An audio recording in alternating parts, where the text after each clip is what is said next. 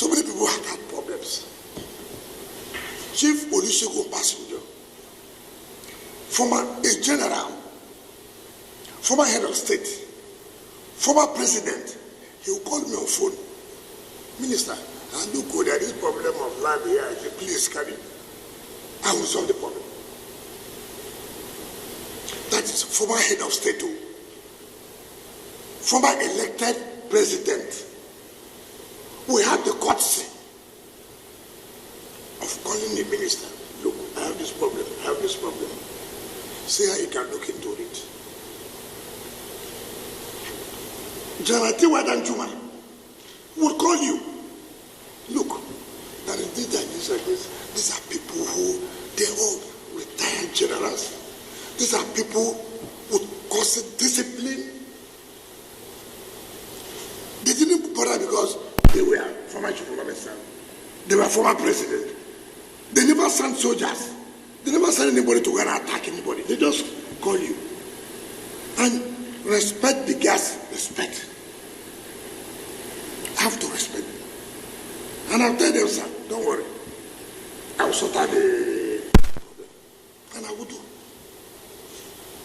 I won't even talk about other people who are highly placed. They will come to you.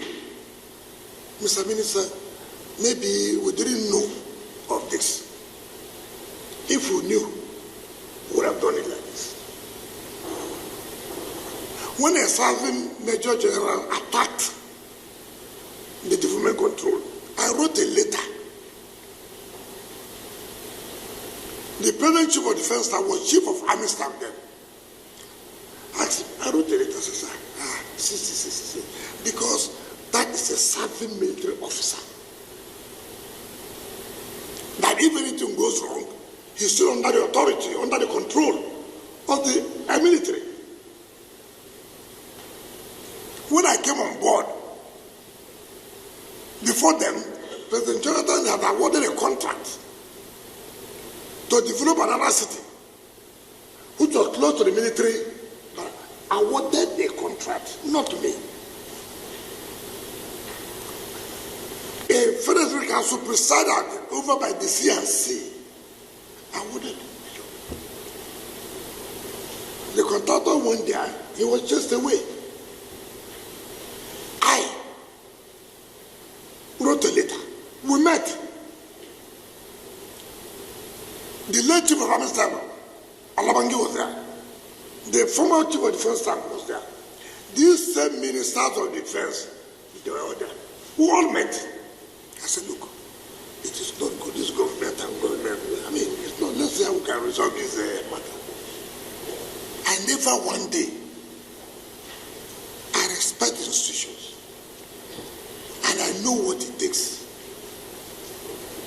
Even as a governor, nobody, no governor will say that they supported the military more than me. So I know. But how do you see a private individual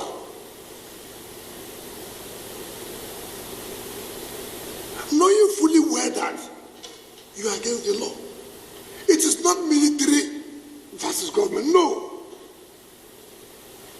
If it was military, I would have written to them that, look, military, why are you doing this? This is a private individual.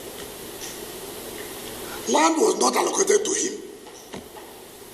Land was allocated to a company called Santos in 2007 for parks and recreation.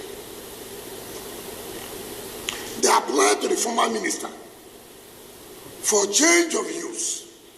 The minister refused. The man went, started selling land. Maybe the former chief of staff fell into their scam, sold. This government property is not your property. If government officials came to say, look, what are you doing here now? This is not, government has sat under the ministerial committee and taken back every land under parks and even under secretariat, because we felt that there are a lot of dealings. suits, litigations. We say, no, we won't continue with that.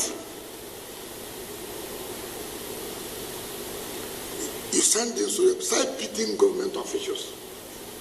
Not private, but government officials, beating them.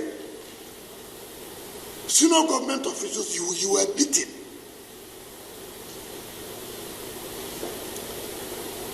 You couldn't even say, okay, let me get to the minister. See how he can help us, No, not like that.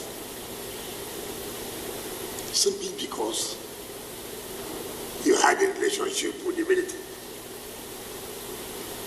And government cannot enforce laws because you are attached or you had a relationship with a particular institution. Or you come from a particular place. Who does that?